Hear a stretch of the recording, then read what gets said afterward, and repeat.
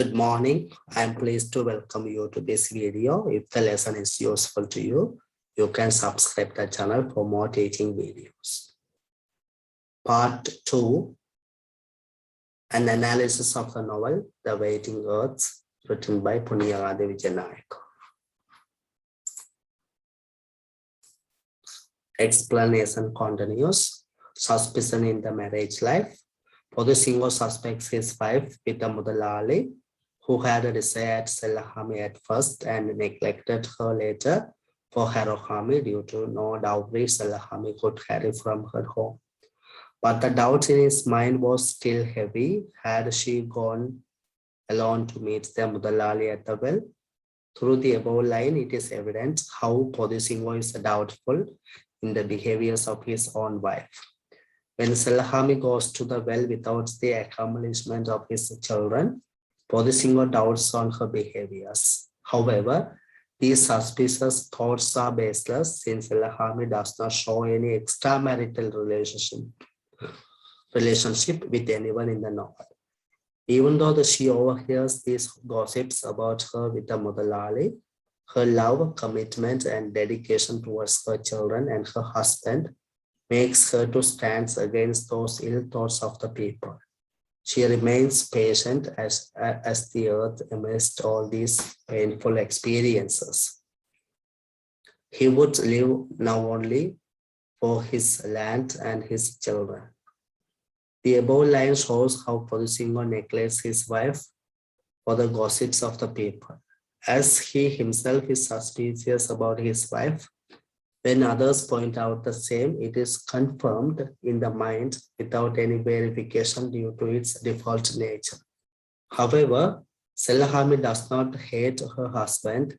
It shows her fine qualities like thoughtfulness, sympathy, compassion, obedience, and respect as a woman towards her husband. You must not hate your father. It is a sin for which you will have to pay through many births. We owe our lives to him. We must never forget this, no matter how he changes.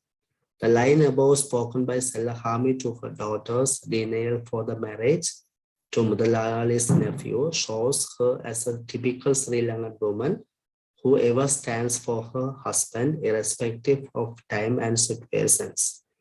This is a further example to show a strong bond which could be seen between a husband and wife in this nature.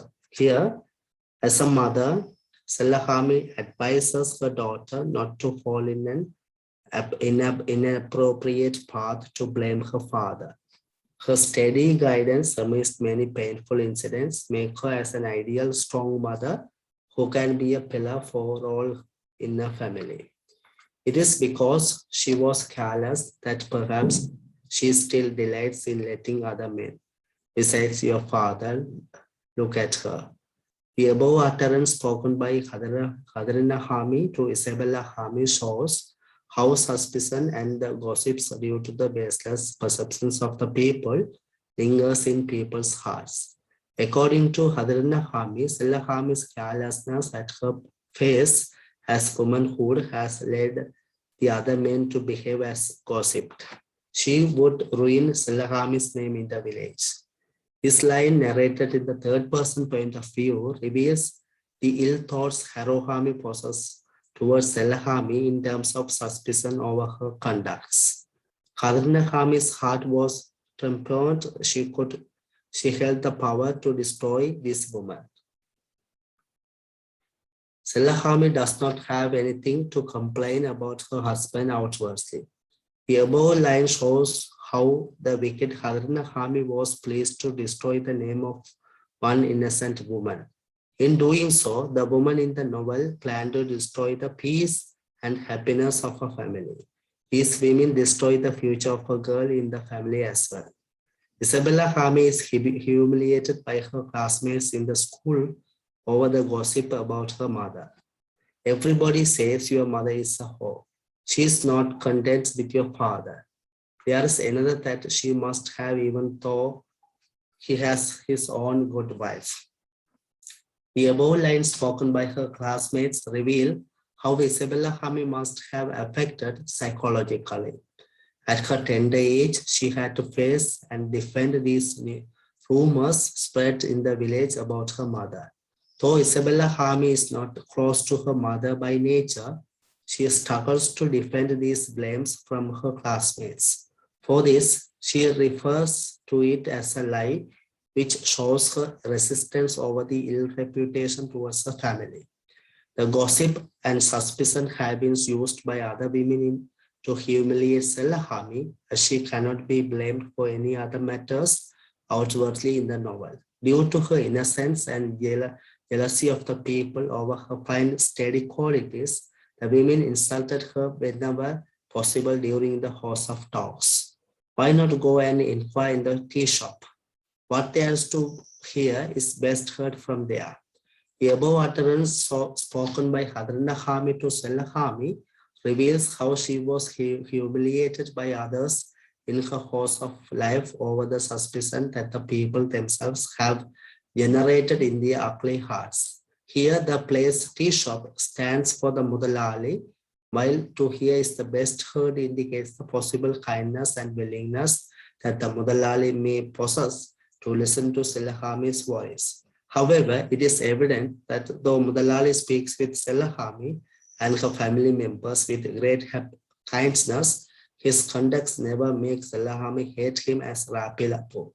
To Selahami, what Mudalali did were only favors to her family, not any harms as gossiped by these women around her. Parallel between mother and daughter. There are a number of parallel incidents in which Selahami and Isabella Hami underwent similar experiences in the novel. Though they both are from two different generations, the writer parallels them as they are women in common ground, which leads to criticism in feminist points of view. Now were they united in this thing, mother and daughter. Now must the daughter listen to the mother who had experienced this same thing before her. The signs of entering womanhood for a girl are visible in Isabella Hami at a night, which delights Selahami's heart as a mother for receiving this joyful news. At this moment, the writer parallels this joyful moment with Selahami herself, experienced some years ago. Readers can find similarly in the way they both respond for the gossips. Though Isabella Hami worried over the gossips about her mother, she did not protect or fight against these talks, which could not be expected in girls at her age. Rather, she remained silent as her mother. Also, there are talks about Isabella Hami and Selahami, though there are differences in its contents, validity, and reliability. People talk about their conducts with men concerned, which make them parallel in the story. Isabella Hami's sexual intercourse with Rapelapu is seen similar to what and how her parents did. Isabella Hami finds herself with her mother in it as she allowed Rapelapu to do the act helplessly. For Isabella Hami, no thoughts of resistance and freedom came in her mind. Only the feeling of guilty as she allowed that the old man without any further objection. Even though Isabella Hami keeps the teacher, her lover, and her life at a higher place among all the other men she knows in the village, even at a higher place than her own father, the teacher had made her as a common woman, even lower than that at the end, which gives endless pain and worries to her heart. She has been forced to do the act, what she did and wanted to do with much pleasure and happiness. There was only shame and the use of her body like any common man would use a slut to fulfill his needs of the moment. She was like Selahami. She was her mother's daughter, a common ignorant creature playing with her body. The above lines reveals how a strong and a brave woman Isabella Hami became victim and vulnerable in the face of men's needs in the task of sharing their bodies in beds. Further, she brings down herself to a position to a common illiterate peasant woman in the matter of this irrespective of her educational level and wider exposure in the society. Another place where they both find parallel is when Isabella Hami handled by the letter written by the teacher. Isabella Hami looked at her mother. There was no difference between the two now. The situation shows how they both are dependent on others in the society. They are not independent. While Salahami looks for others' help to read the letter to understand its contents, Isabella Hami, though she could read, searches mercy for others to see the reality over the situation. Both are victims for sexual exploitation without a difference. Beliefs in evil spirits. The writer explores the beliefs of the people in evil forces as one of the major themes in the novel. A charm has been buried to destroy, break up, and bring shame upon the good name of his family. It has been done by one who is at present close to his family and yet no friend of its. The above line spoken by the fortune teller about an evil which has been buried in the compound of Bodhisingo's hut remains the beliefs of the people over the evil forces with the purpose of harming an individual or a family whom it targets for. The novel further reveals that it is often done by people with jealousy over others. For Salahami, Rapilapu stood in front of her eyes for these evil deeds, for destroying one's family in this village. However, the preceding incidents show how Bodhisingo was in contrast to such thoughts regarding Rapilapu's deeds. It is clear that Bodhisingo blindly believed that man without understanding his cunning intention in offering his help. Though Bodhisingo has been too much innocent and dreamy in owning a land legally, he is not looked at with sympathy when he is cheated by others, foolishly pawns the happiness of his prestigious family. In such a way, he becomes an irresponsible father who does not pay much attention towards either his wife or to his children's sensitivity. Realization of betrayal. Towards the end of the novel, only Bodhisingo comes to an understanding of the evils that had been around his life in the past. Though it was shocking to him, his realization at this stage makes him more vulnerable, as he had already lost many valuable in his life. I cannot believe Rabilapo would teach my son a trade like brewing. This line reveals how Bodhisingo had a chance through Yunas to come back to life with the understanding and the knowledge of what Rabilapo had been doing to his life so far. His disapproval for the act of the old man should have been emphasized. But unfortunately, the Bodhisingo's foolish brain did not accept the truth what he wanted to share with Rabbi Bodhisingo. On the top of all, Bodhisingo blames Junius as a liar and a thief. No killing could revenge his loss. His child was dead. The above line shows what pain Bodhisingo has on the death of his lovely daughter. Once he praised and built all of his dreams and failed to experience it due to his craziness for the land. For him, all the people around him are jealous, which brought this death to his daughter, his flower, yet child in her face and appearance. According to him, the loss cannot be replaceable even by killing the other people around him one by one. He realizes his failure in life and intends to commit suicide as a repentance to it. Conclusion. In summary, main characters such as Bodhisingo, Sebelahami, Selahami in the novel are shown as victims and vulnerable in relation to farming and living.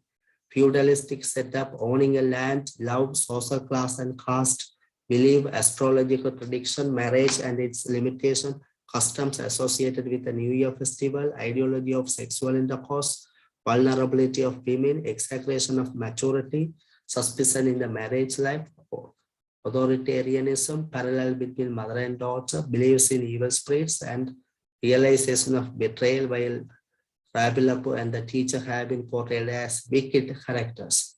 Though Selahami has been a loser in the story for a significant period of time, her fine qualities win at the end, which make her as the ultimate winner in the fiction. True love in the strong marriage bond wins, while the gossips and suspicions fail to proceed in their capacities. Over the time, these evils fade in the presence of honesty, care, and endless love. Generosity wins while the irritation and jealousy fail with limited capacities. Factors related to history, society, and individuality have contributed for all these conflicts and miseries in the fiction, while love with wisdom has been left as a tool for all means of survival. It can be concluded that this novel portrays the victims of the soil in Sri Lanka in the post-colonial scenario as far as all the themes are concerned. Though peasants are meant to feed the whole country, when they do not have a land for their own, they become first victims for the poverty and all other ill forces in the society. Other than that, women are seen vulnerable and turn into victims at large, irrespective of their age in this patriarchal society. Though their resistance has been shown, they are not capable enough to overcome their life difficulties fully without the assistance of their male counterparts who play a major role for their own destructions in many other ways. Therefore, this study recommends to conduct further analysis of all sub-causes which played as leading motives for such conflicts and miseries in the fiction. Researchers can conduct comparative studies on the other literature texts which were written on similar socio-political and economic circumstances.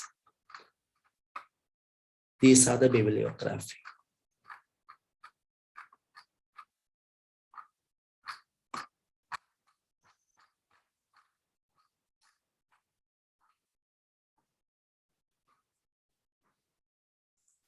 Thank you.